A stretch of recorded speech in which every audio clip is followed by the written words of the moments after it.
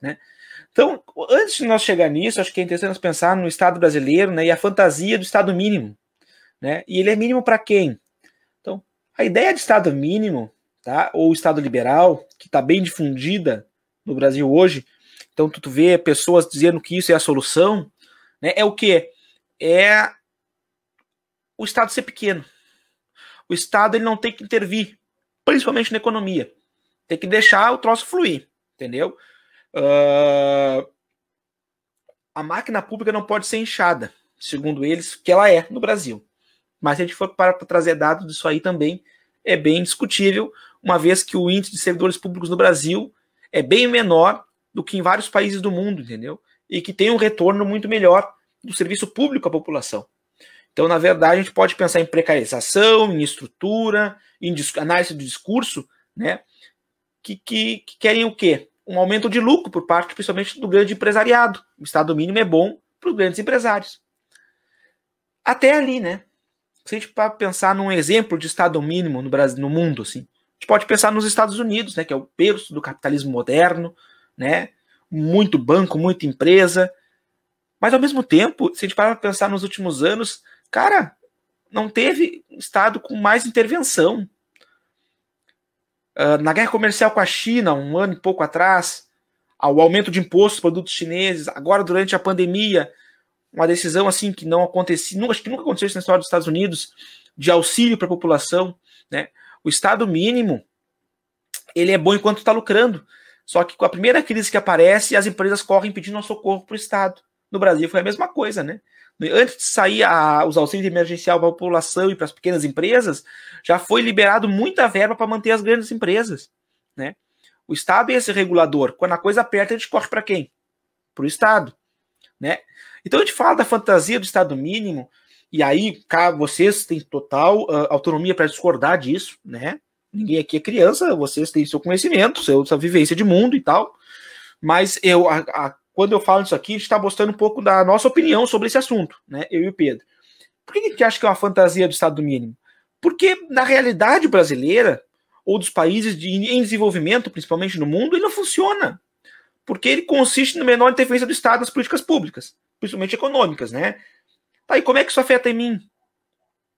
Vocês param para entender, tipo assim, vamos lá, direito trabalhista, a questão das cotas e várias políticas públicas de apoio à população, com o intuito de diminuir a desigualdade social, melhorar a qualidade de vida e etc., né, necessitam do quê? Da intervenção do Estado. O Estado é o mediador. Cabe a ele fazer políticas compensatórias, distribuir o auxílio emergencial, amparar a população. Porque senão a gente pode entrar daqui a pouco num estado selvagem, predatorial, né?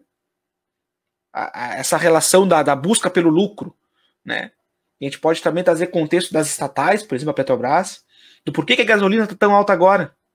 Vocês sabem por que subiu tanto a gasolina? Porque alguém teve a brilhante ideia, tá? Porque a Petrobras era uma estatal brasileira. Ou seja, quando a gente pensa numa estatal, ela pode dar lucro e deve dar lucro, mas ela tem uma função básica do quê? De servir a população. A CE é a mesma coisa. Mas quando a gente pensa na Petrobras, a gente pode pensar o seguinte: tu bota o preço acima do custo de produção, a tua margem de lucro razoável, tá pronto. Tu cubra as despesas e teu lucro. Só que tiveram a ideia de abrir para o mercado internacional.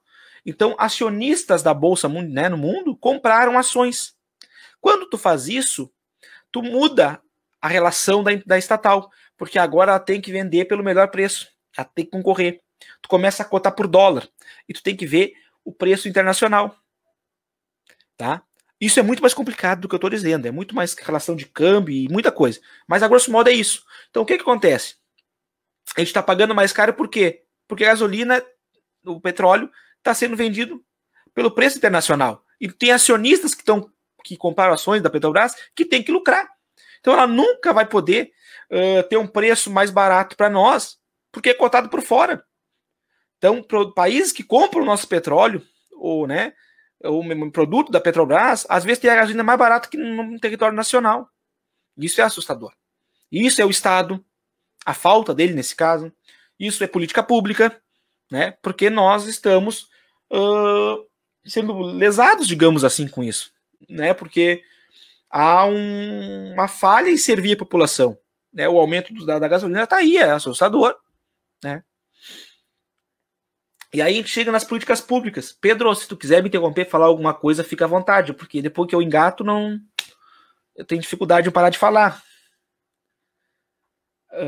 Então, falando das políticas públicas que eu já citei antes, gente, só vou encher o chimarrão, peraí, tô com a boca seca.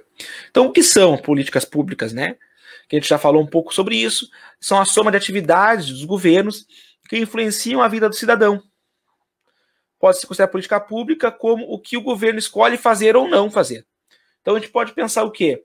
Política pública são ali o auxílio emergencial, o SUS é uma política pública, quer dizer, uma puta política pública, porque não existe nenhum lugar do mundo com um país com proporções como a nossa, com nossas características, que tem um sistema único de saúde. Ele é perfeito? Não, não é perfeito. Mas é muito bom, né? Porque quando a gente pensa no SUS, a gente pensa só no pronto-socorro, né? Mas SUS é vacina, SUS é tratamento para câncer, SUS está vinculado às faculdades, que mais? Farmácia popular, mas sabe, é muita coisa que compreende. E o Brasil já foi, né? Agora, durante a pandemia, a gente caiu um pouco nisso, graças ao governo. Não estou falando do presidente, estou falando do governo. vamos procurar brechas aqui. Mas o quê? A campanha o Brasil já foi referência em vacinação no mundo, devido ao SUS, né? As campanhas de vacinação brasileiras eram as melhores do mundo, assim, alinhadas com as melhores, eram respeitadas mundialmente. O SUS, nessa gestão de vacinação, na erradicação na diminuição de surtos, é fantástico o sistema e a gente vai fazer uma crítica aqui, porque faz parte do jogo, né? Do descaso com a pandemia, porque o Brasil, de vários países do mundo, ele já tinha um sistema de vacinação, planos de vacina, tudo isso já não é nada novo, que é a primeira vez. Obviamente que tinha da H1N1, de outras doenças, né? De outros vírus, etc. Mas já estava a malha pronta, né? E qual a importância, então, das políticas públicas? É garantir os direitos da população, é melhorar a qualidade de vida, dar dignidade às pessoas. A gente pode pensar aqui no auxílio emergencial, né? Que durante a pandemia é o que está salvando muitas famílias brasileiras de passar fome. E embora a fome tenha aumentado drasticamente no Brasil, isso aí vocês podem procurar em qualquer jornal respeitado, né? Vamos lá no Datafolha, jornais, no Estadão, na CNN, sei lá, até em jornais tradicionais trazem isso, né? Sintam-se à vontade em procurar, é muito importante nós estar cientes disso. A população em estado de vulnerabilidade no Brasil já era enorme antes da pandemia e vem crescendo de maneira galopante, né? E podemos trazer as cotas também como exemplo aí, numa tentativa de reparo a injustiças sociais, né? De garantir acessibilidade, embora seja um assunto muito controverso, né? Controverso, porque as pessoas acham que não se deve dar, por exemplo, há um grupo que pensa assim, mas eu acho também que nunca foi, acho que falta um pouco de diálogo, explicar realmente são as cotas, né? Porque cota não só existe somente cota racial, né? Cota para alunos de escola pública, cota para questão econômica, e é uma ferramenta muito importante para botar pessoas e grupos que até o momento não tinham acesso a determinados espaços, a terem acesso a esses espaços. A gente pode pensar na faculdade como um exemplo, né? Eu e Pedro aí, a gente tem vários colegas que entraram através de cotas, e é uma vitória social muito grande, porque nós também, por exemplo, nós temos cota para política. Não sei se vocês sabiam disso, para os partidos, para mulheres na política. Isso, num primeiro momento, foi feito essa política e as pessoas botavam pessoas aleatórias, como ainda ocorre, só para cumprir a norma. Mas se não tivesse esse espaço, muitas vezes mulheres não tinham espaço dentro de partidos políticos. Vocês estão me entendendo? A cota não tem a ideia de ser eterna. Ela surge provisoriamente como uma tentativa de compensar uma reparação a falta histórica, de acessibilidade. Né? Também, concordo plenamente contigo, Pedro. Então a ideia é o quê? Tu garantir espaços às pessoas que não tinham acesso a esse espaço. né? Não sei se o Pedro quer trazer alguma coisa, Pedro. Eu até não sei se daria tempo da gente trazer uma outra coisa. Acho que a gente está estourando o tempo, mas acho que a gente pode falar bastante no próximo episódio. Trazer isso tudo, esse eu não lembro qual é o próximo episódio, tá, mas depois a gente traz. A gente vai trazer, a gente vai ficar tranquilo que a gente vai trazer. Então, gente, se encaminhando para o final, a gente cuidem-se, né? Fiquem em casa, usem máscara, não escutem o presidente.